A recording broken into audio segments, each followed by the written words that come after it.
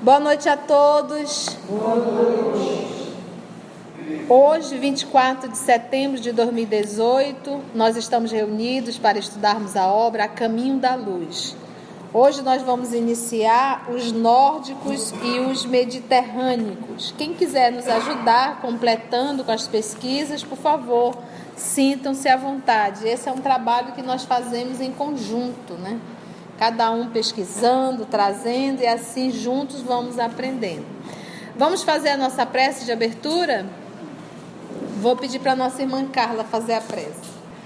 Gratos somos mais uma vez por esse encontro, pelo entendimento que se nos abre, pela alegria de compartilharmos o conhecimento e, quem sabe, vivenciá-lo.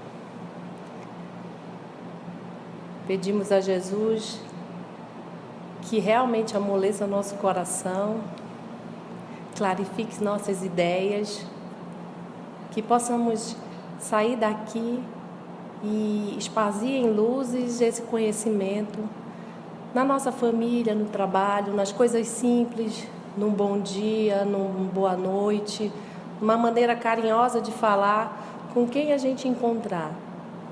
Pelo que sabemos, essas são as nossas lições de agora. Que a gente possa aprender a ser mais doce, ser carinhoso com quem precisa, com aqueles que mais nos irritam, que a gente saiba ter a paciência e o amor. Que assim seja. Muito bem, muito bem. Vamos lá, então? Nossa irmã Carla também vai nos ajudar aqui com as pesquisas que ela fez sobre os países nórdicos. Hoje, né, atualmente, quais são, Carla, por favor? Os países nórdicos são da região da Europa do Norte. São 5 países, que são a Dinamarca, a Finlândia, a Islândia, Noruega e Suécia. Mais as ilhas Faroe, o arquipélago de Åland e a Groenlândia. E o Mediterrâneo? E o Mediterrâneo é o pessoal para baixo, fica a França, a Alemanha, a outra, a Europa, é o pessoal mais para baixo, né? Agora lembra sempre disso, essa divisão, a liderança, isso tudo surgiu com a chegada dos capelinos. Tá? Quando os arianos migraram da Ásia, foram para o continente europeu, ali eles se misturaram com os grupos que lá estavam, que eram os vamos dizer, os selvagens. Os selvagens daquele espaço. Eles se misturaram e ali foi quando começou a surgir a divisão. Lembra dos grupos que migraram do sistema de Capela? Os arianos eram os mais revoltados em terem sido exilados. E eles queriam fixar e construir novamente um espaço para eles. Por isso essa ideia de demarcar, de dividir, de ser dono, tudo isso quem trouxe, a própria guerra. Porque esse processo de querer ser dono, de dividir, começaram as guerras, né? As truculências realmente. Então, quando se fala em guerra, quando se fala em poder, quando se fala em liderança, a gente já aciona isso. Quem trouxe para a Terra? Os arianos. Os arianos. Foi o nosso estudo da semana passada. Vamos ver aqui então o fenômeno das trocas e os primeiros impulsos comerciais levantam, todavia, longa série de barreiras entre as relações desses povos, os nórdicos e os mediterrâneos. De um lado estavam os nórdicos e de outro permaneciam os mediterrâneos, em luta acérrima e constante. A rivalidade acende nessas duas facções os fogos da guerra sob os céus tranquilos do velho mundo.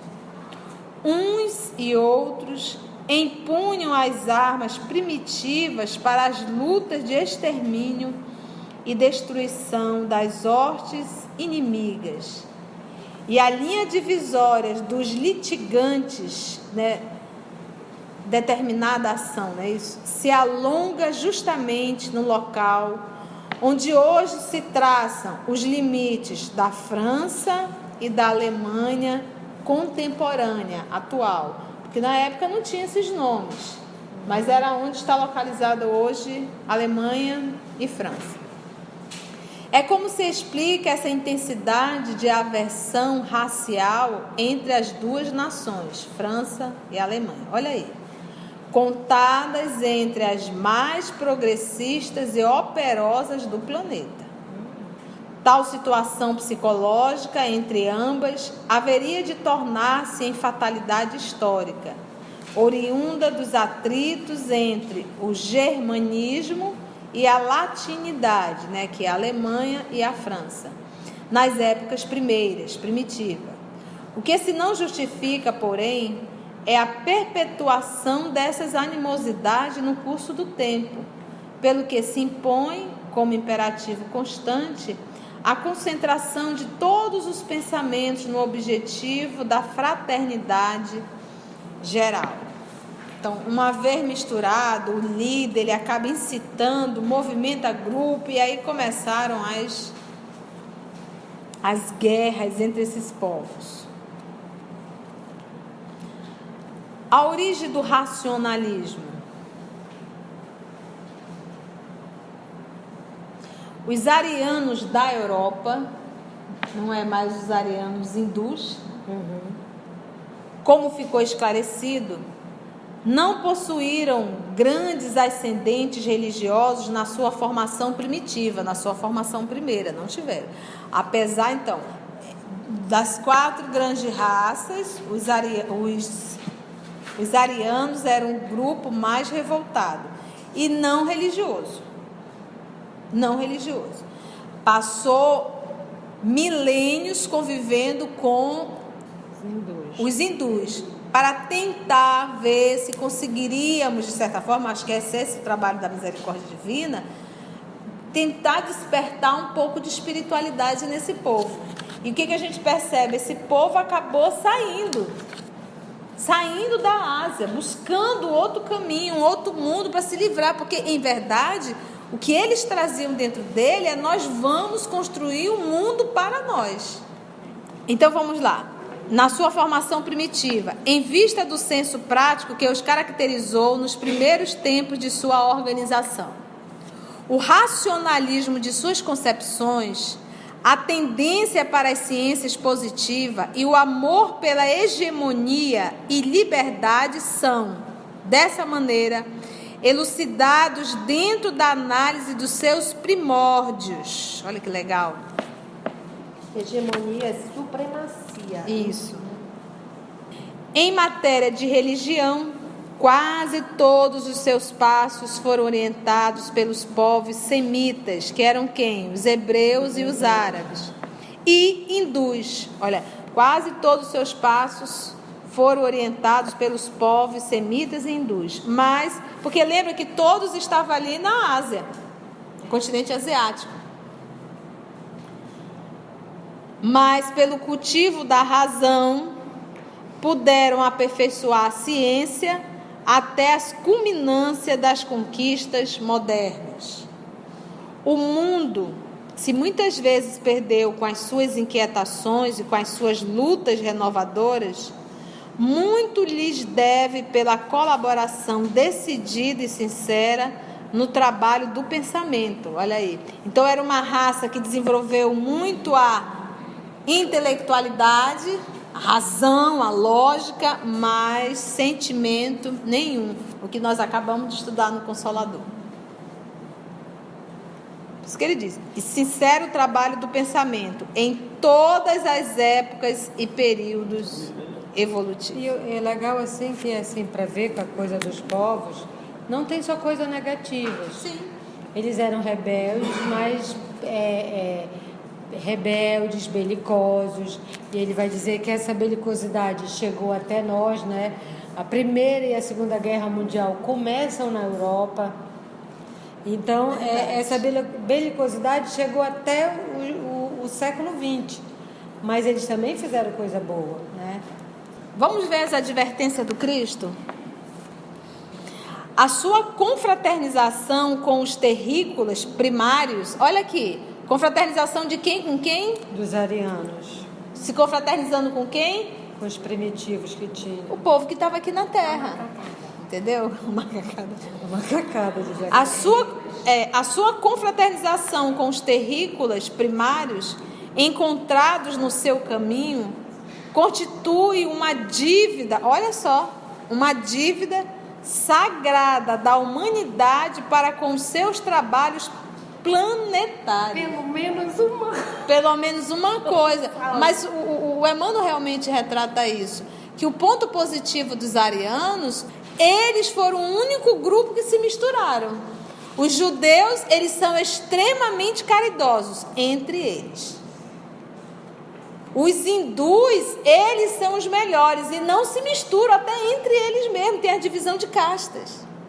Então vamos lá. O Senhor da semeadura e da seara não lhes desconhece essa grande virtude, e é por isso que as exortações de toda a natureza são por Ele, por Jesus, enviadas do alto, nos tempos que correm, às nações europeias, a fim de que se preservem do extermínio e da destruição terrestre, arrancando-as do primitivismo para um elevado nível de aperfeiçoamento nos grandes trabalhos construtivos da evolução global.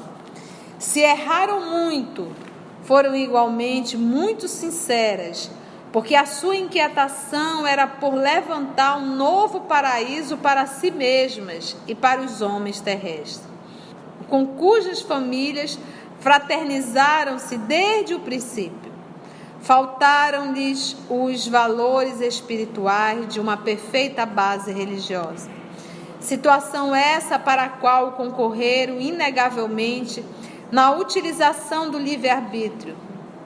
Mas o Cristo, nas dolorosas transições deste século, há de amparar-lhe as expressões mais dignas e mais puras, espiritualmente falando. E no momento psicológico das grandes transformações, o fruto de suas atividades fecundas há de ser aproveitado como uma semente nova para a civilização do porvir. Então, olha que interessante, nós temos os 4 grandes grupos, 3 espiritualizados, mas essa espiritualidade tornou esses 3 grupos extremamente vaidosos, e eram os religiosos. Então fica a dica que às vezes nós nos tornamos religiosos, nos espiritualizamos, mas somos extremamente vaidosos, nos achando superior a outros, nos achando aquinhoado de lições, de informações que a plebe não tem. E desde o início do Hebreu, que seu povo escolhido. Sim. E eles sabiam da revelação, porque era o povo escolhido para receber o Cristo e para darem testemunhos. Porque o grupo mais velho, vamos chamar assim, nós vamos estudar agora os hebreus, desse grupo, quem tinha mais que ajudar seriam os chamados religiosos. Só que, acompanhado da pseudo-religiosidade, vinha o quê? Vaidade e orgulho. E legal aqui quando ele fala o Senhor da semeadura e da seara, que ele envia do alto nos tempos que correm. Esse livro foi escrito em 1938. Daqui a 1 ano vai começar a Segunda Guerra Mundial. E por isso que ele está dizendo, nos tempos que correm, e ele já está dizendo, prevendo o que vai vir, as nações europeias, a fim de que se preservem do extermínio e da destruição terrestre. Já se sabe, já estava um clima muito grande, né? Inegavelmente, na utilização do livre-arbítrio. Mas o Cristo, nas dolorosas transições deste século, que era aquele lá, que é o 20, há de amparar-lhe as expressões mais dignas e mais puras, espiritualmente falando. E, no momento psicológico das grandes transformações, o fruto de suas atividades fecundas há de ser aproveitado como a semente nova para a civilização do porvir. Show, né? Povo de Israel. Vamos conhecer um pouquinho, vamos mergulhar na cultura dos nossos irmãos hebreus? Israel. Dos espíritos degradados na terra, foram os hebreus que constituíram a raça mais forte e mais homogênea. Bem parecido, juntos, unidos entre eles, mantendo inalterados os seus caracteres através de todas as mutações. Eles se manteram, eles se preservaram. E eles têm tanto cuidado com isso, quando, olha, todos os ensinos dos nossos irmãos hebreus, como também dos nossos irmãos indianos, nós estudamos, os hindus, eram o quê? Não existia escrita, mas tinha ensino o quê? Oral. E eles passavam, ensinavam aquilo, se aprendia, se decorava. Com o surgimento do pergaminho, da própria tinta, criada então naquela época, eles começaram a passar todo aquele material que é a Torá, que é o Antigo Testamento, para os textos, para os rolos. E aquilo era guardado com muito cuidado. Quando um rolo, o pergaminho, estava se deteriorando, aquilo era copiado novamente, tinha pessoa específica para isso, e eles faziam todo um ritual para enterrar aquele rolo, para queimar. Porque dizer, quando queimava, era a Torá, então eles faziam todo um ritual para queimar aquele rolo que estava se decompondo. Então, eles tinham um cuidado muito grande. E eles se fecham entre eles e cultuam a forma, a cultura deles, entendeu? Aquilo ali, eles trazem aquilo até hoje. Até hoje. Por exemplo, nossos irmãos arianos. Por que a história não sabe contar muito a vida deles? Por quê? Eles não deixaram nada, eles não se preocuparam. Se os hebreus, os hindus e os egípcios deixaram marcas, porque eles traziam essa informação dentro da própria espiritualidade. Foram os hebreus que constituíram a raça mais forte e mais homogênea, mantendo inalterados seus caracteres através de todas as mutações. Examinando esse povo notável no seu passado longínquo, reconhecemos que, se grande era a sua certeza na existência de Deus, se grande era a sua certeza na existência de Deus, muito grande também era o seu orgulho dentro de suas concepções da verdade e da vida. Imagina assim, você chega no local com um carrão e naquele bairro ninguém tem carro, só você. Você se sente o quê? Superior, merecedor, escolhido, diferente, poderoso. Então foi isso que aconteceu um pouco com o povo hebreu, porque eles achavam que tinham um carrão.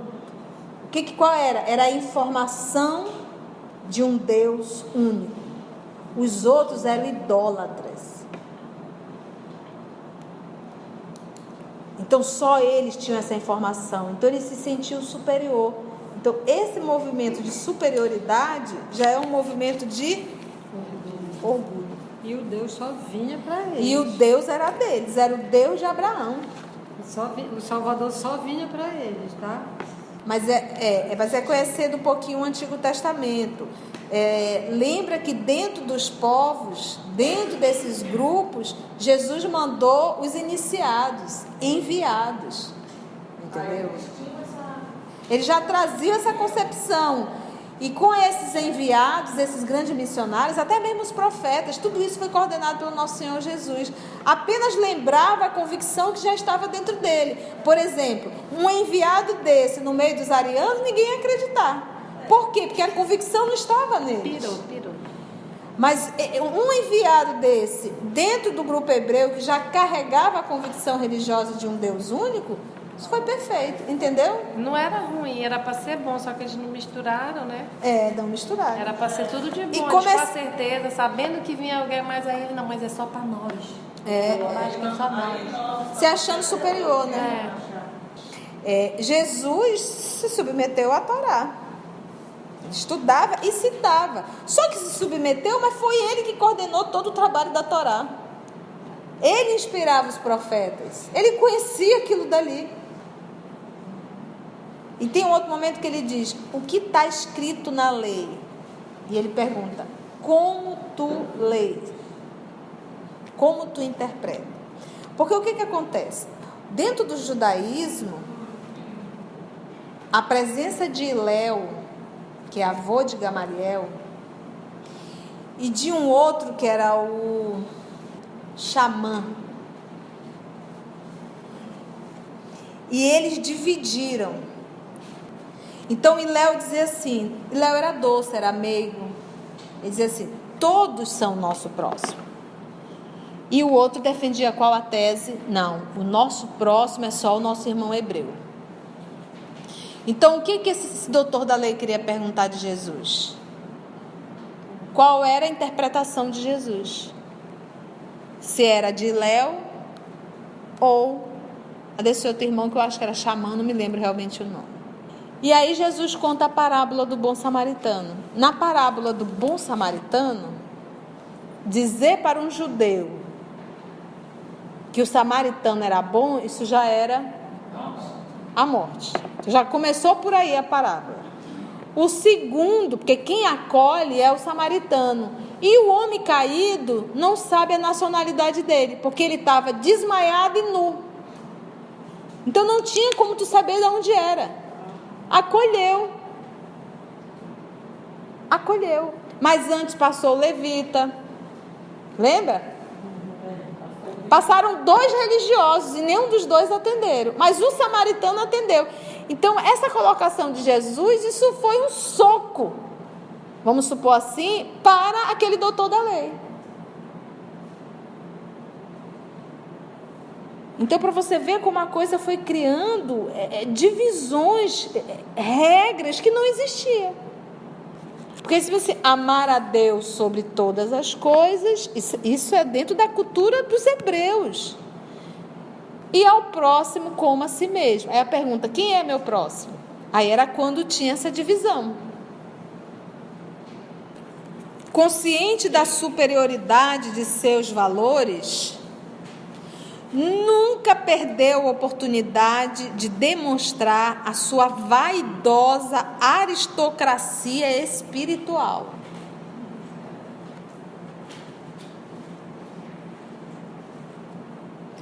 Mantendo-se pouco acessível à comunhão perfeita com as demais raças do orbe. Entretanto, em honra da verdade, somos obrigados a reconhecer que Israel, num paradoxo flagrante, antecipando-se às conquistas dos outros povos, ensinou de todos os tempos a fraternidade, porque eles eram e são extremamente fraternos entre eles.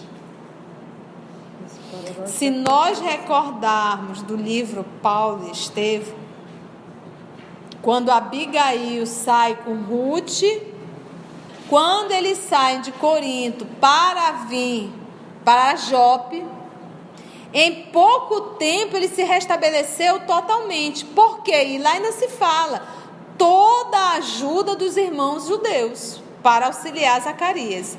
Inclusive, como ele vendia animais, os próprios rabinos já direcionavam a venda de animais para sacrificar nas sinagogas. Então eles arrumam um jeito e se ajudam realmente, rapidamente entre si. Antecipando-se às conquistas dos outros povos, ensinou de todos os tempos a fraternidade, a par de uma fé soberana e imorredora. Agora olha só.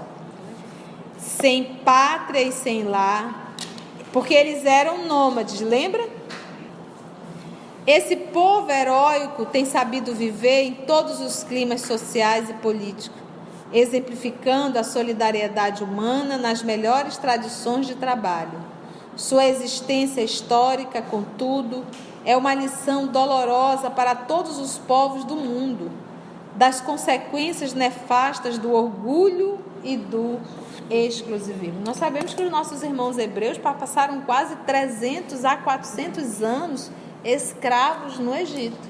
Então nós tínhamos aí um povo ariano que não acreditava em absolutamente nada de religião, um povo do Egito que sabia a existência de um Deus único, mas criou o politeísmo, porque não poderia explicar para uma sociedade a existência de Deus, de Jesus e de espíritos superiores, então criaram a crença de vários deuses. Temos os nossos irmãos hindus que também têm essa crença de vários deuses. Ou seja, o único povo que conseguiu ficar íntegro nessa informação foram os nossos irmãos hebreus. E ele fala aqui, sem pátria e sem lar, porque, como a tia falou, desde a antiguidade, foram escravos no Egito, foram expulsos para a Babilônia. No ano 70 foi destruído o templo e eles foram expulsos, a diáspora de novo. Eles só vieram a ter pátria de novo, Israel, depois da Segunda Guerra Mundial. Nós vamos entrar em Moisés, mas nós vamos entrar, na verdade, só em Gênesis, tá? Quem quiser anotar, Gênesis capítulo 11, versículo 1, que ele vai falar as lendas da Torre de Babel. Não representam o mito das páginas antigas do Velho Testamento, porque o exílio na terra não pesou tanto às outras raças degradadas quanto na alma orgulhosa dos judeus, inadaptados e revoltados no mundo que os não compreendia. Vamos ver aqui, vamos lembrar o que aconteceu nessa Torre de Babel? Vamos lá? Gênesis capítulo 11, versículo 1 até 9. Todo mundo se servia de uma mesma língua e das mesmas palavras. Lembra que Emmanuel coloca lendas da Torre de Babel, tá? Lenda.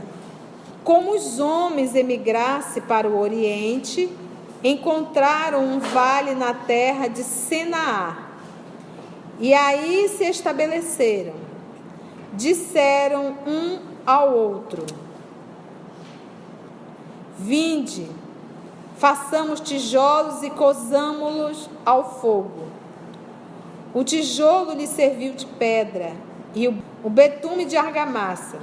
Disseram: vinde, construamos uma cidade, uma torre, cujo ápice penetre os céus. Olha só, interessante, né? Façamos-nos um nome e não sejamos dispersos sobre toda a terra. Ora, Yahvé, que seria o nome de Deus, que não se pronuncia, né? Disse, abre aspas, eis que todos constituem um só povo e falam uma só língua. Isso é o começo de suas iniciativas. Agora, nenhum desígnio será irrealizável para eles.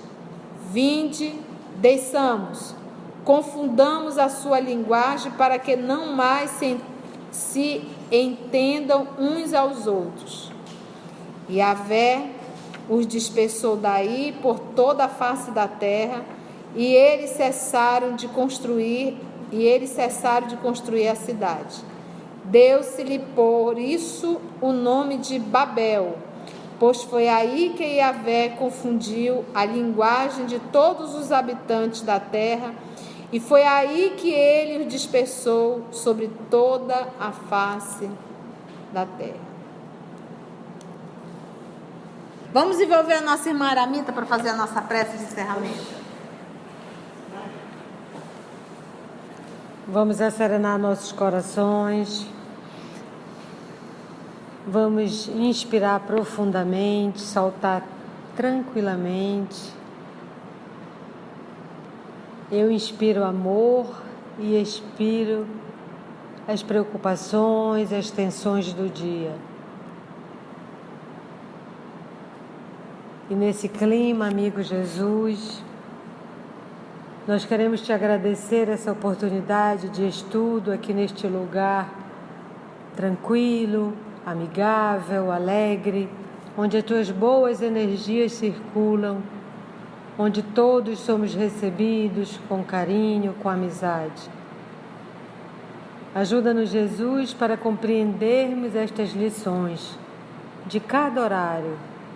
O Consolador que nos orienta sobre os mínimos detalhes da vida cotidiana, como o aprendizado, como se encaminhar na vida. A Revista Espírita que nos traz notícias dos primórdios dessa doutrina maravilhosa que tu enviaste a nós para mais uma vez nos acordar. E o A Caminho da Luz que nos fala ainda da nossa origem, de como era o mundo nas civilizações, como estavam, como estamos. Ajuda-nos, Senhor, a olharmos para dentro de nós mesmos e descobrirmos o quanto ainda temos das coisas primitivas, do orgulho, do egoísmo e da rebeldia. Porque a gente lê essas passagens e parece que estamos falando de gente distante, que não falam a nós, que não nos dizem respeito. E talvez, Senhor, quantos desses não fomos nós? Quantos milhares de reencarnações estamos repetindo as mesmas lições e não aprendemos? Ajuda-nos, Jesus. Ajuda-nos a caminhar sempre atrás de Ti, ao Teu alcance, porque Tu sabes dos nossos desenganos, das nossas falsidades, das nossas mudanças aparentes. E quando o desencarne nos chega, nos pegamos de novo, da mesma forma que aqui viemos. Então ajuda-nos, Senhor, nesse caminhar, que já nos deste este porto que nos recebe. E ajuda-nos a ficarmos contigo, porque Tu sempre está conosco. Que assim seja.